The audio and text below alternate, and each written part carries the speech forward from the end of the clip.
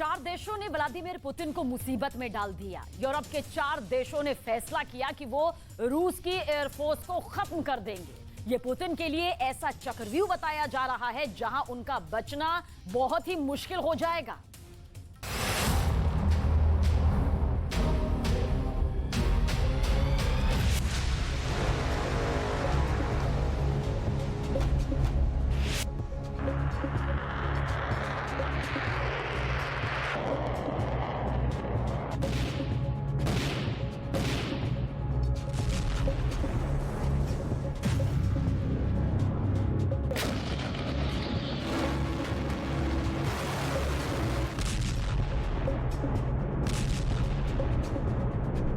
क्या इन तस्वीरों में तीसरे विश्व युद्ध का सिग्नल छिपा है?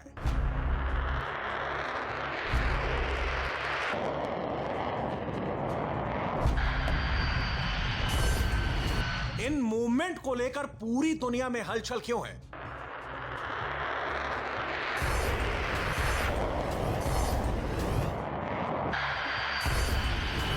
इस वीडियो के सामने आने के बाद नए युद्ध की आहट क्यों सुनाई दे रही है?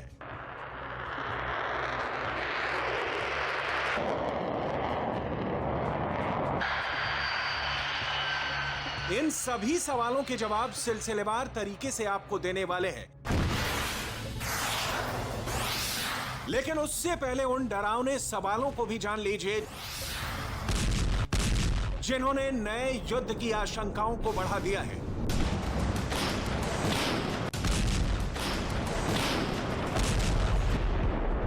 फिनलैंड के बॉर्डर पर क्यों पहुंचा रूस का न्यूक्लियर बम? पुतिन के परमाणु बम वर्षक से स्वीडन में क्यों सनसनी मची है? बॉमर की इस उड़ान से नॉर्वे को नरसंहार का खौफ क्यों सता रहा है? डेनमार्क में डेंजर जोन बनाने की दहशत क्यों पसरी है? फिनलैंड,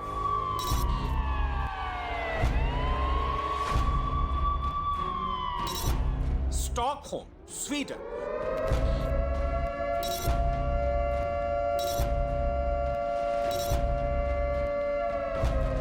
ओस्लो, नॉर्वे,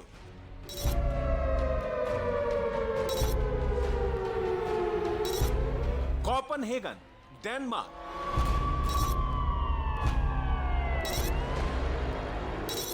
दुनिया के इन 4 देशों में एक साथ युद्ध के खतरे का सायरन क्यों बज उठा है? इन देशों में किस हमले का खौफ पसरा है? आखिर क्यों कहा जा रहा है इन देशों का आसमान लड़ाकू विमानों का हवाई मोर्चा बनने जा रहा है?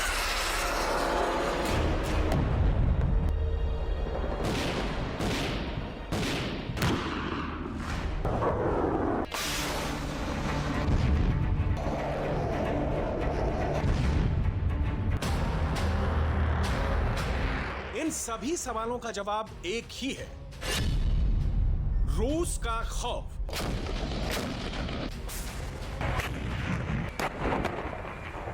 यही वजह है अब इन 4 देशों ने एक साथ रूस से मुकाबला करने का फैसला किया है। साथ मिलकर एक दूसरे के आसमान की हिफाजत करेंगे। अगर 4 देशों में से किसी भी देश की हवाई सीमा में कोई हरकत हुई तो 4 मिलकर जवाब देंगे। रूस के यूक्रेन पर हमले के बाद से ही इन 4 देशों को हमले का डर सता रहा है। रही सही कसर रूस के लड़ाकू विमान पूरी कर देते हैं। रूस के फाइटर जेट कभी फिनलैंड के बॉर्डर के पास पहुंच जाते हैं, कभी स्वीडन को डराते हैं, कभी नॉर्वे की निगरानी करते हैं, तो कभी डेनमार्क को डराते हैं।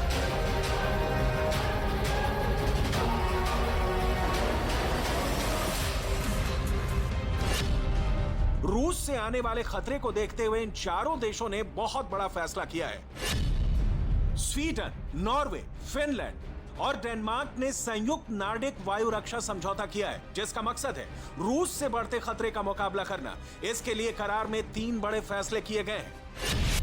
पहला फैसला, संयुक्त कमान और नियंत्रण। दूसरा फैसला, संयुक्त हवाई क्षेत्र निगरानी। तीसरा फैसला, संयुक्त हवाई युद्धाभ्यास। इस समझौते को स्वीडन, नॉर्वे, फिनलैंड और डेनमार्क के वायुसेना कमांडरों ने मिलकर किया है, जिसे नार्डिक हवाई क्षेत्र की सुरक्षा के लिए बहुत बड़ी पहल बताया जा रहा है। संयुक्त नॉर्डिक वायु रक्षा समझौते पर चारों देशों के वायुसेना प्रमुखों ने दस्तखत किया है। फिनलैंड के वायुसेना प्रमुख major general Juha Pekka Keranen, Sweden के major general Jonas Wikman, Norway के वायुसेना प्रमुख मेजर जनरल रॉल्फ फोलन और डेनमार्क से air force chief major general Jan Dam ने मिलकर इस करार को अमली जामा पहनाया है। इस करार के तहत अब अगर किसी भी देश के हवाई इलाके में कोई घुसपैठ हुई तो चारों देश की वायुसेना मिलकर जवाब देंगे।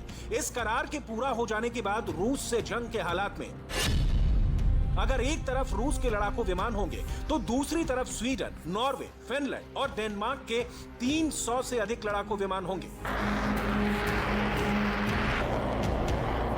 साफ है, अगर रूस की एयरफोर्स ने इन देशों को डराने की कोशिश की तो चारों देशों के फाइटर जेट मिलकर जवाब देंगे।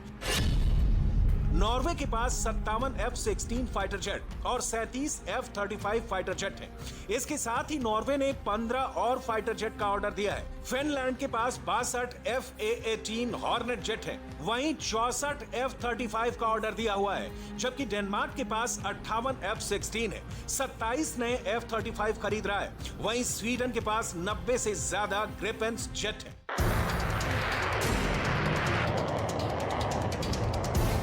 दरअसल चारों नॉर्डिक देशों को आशंका है कि रूस के राष्ट्रपति व्लादिमीर पुतिन उन पर अटैक कर सकते हैं। यही वजह है कि चारों देशों ने रूस की सेना के आक्रमण की सूरत में करारा जवाब देने के लिए यह फैसला किया है। अपनी हवाई सीमाओं को महफूज करने का प्रण लिया है।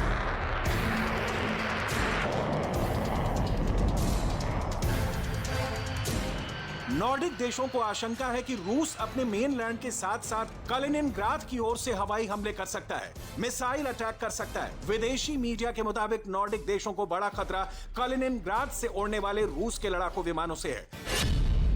कलिनिनग्राद से स्वीडन की दूरी 870 किलोमीटर है। कलिनिनग्राद से डेनमार्क की हवाई दूरी 514 किलोमीटर है। कलिनिनग्राद से फिनलैंड 1000 किलोमीटर दूर है। वहीं कलिनिनग्राद से नॉर्वे की दूरी 818 किलोमीटर है। कलिनिनग्राद बाल्टिक सागर से लगा है। रूस की नौसेना के बाल्टिक सागर बेड़े का मुख्यालय भी कलिनिनग्राद में है। कलिनिनग्राद 223 किलोमीटर के इलाके में फैला है। ऐसा माना जाता है कि कलिनिनग्राद में रूस ने परमाणु हथियार लगा रखे हैं।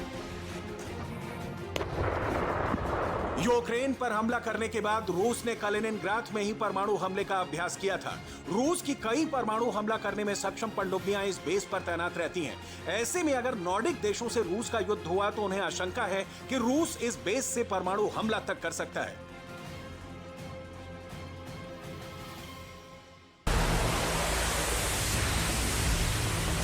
फिनलैंड तो इतना डरा हुआ है कि रूस से लगने वाली सीमा पर बाड़ बना रहा है। फिनलैंड रूस के साथ सबसे लंबी 1340 किलोमीटर की सीमा साझा करता है। फिनलैंड ने रूस के साथ अपनी सीमा पर 200 किलोमीटर लंबी बाड़ का काम शुरू कर दिया है। फिनलैंड के बॉर्डर गार्ड के मुताबिक ये बाड़ कटीले तार के साथ 10 फीट ऊंची होगी। इसके साथ ही फिनलैंड ने स्वीडन से एंटी टैंक मिसाइलों की खरीद के लिए बड़ी डील की है। फिनलैंड के रक्षा मंत्रालय के मुताबिक स्वीडन से एंटी टैंक मिसाइलों की डील $1 मिलियन की है। फिनलैंड स्वीडन से N-law anti tank missile system खरीद रहा है।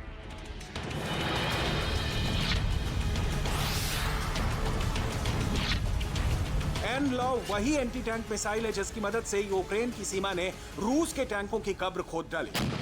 फिनलैंड के रक्षा मंत्रालय के बयान के मुताबिक सेना के लिए फास्ट ट्रैक से हथियारों की खरीद के लिए अलग से बजट तय किया गया है।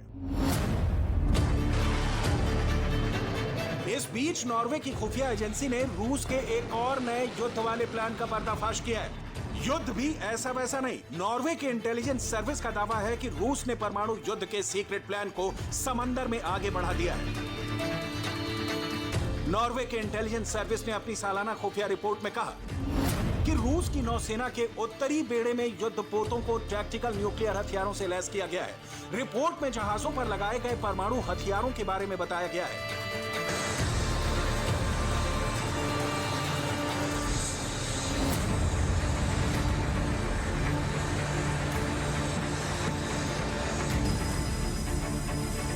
नॉर्वे की इंटेलिजेंस सर्विस ने अपनी सालाना खुफिया रिपोर्ट में दावा किया है कि टैक्टिकल न्यूक्लियर हथियारों से लैस युद्धपोत और पनडुब्बियों को रूस ने आर्कटिक सागर और बाल्टिक सागर में एक साथ उतार दिया है। आर्कटिक सागर और बाल्टिक सागर में टैक्टिकल न्यूक्लियर हथियारों की मौजूदगी को नाटो देशों के लिए एक गंभीर खतरा बताया गया है।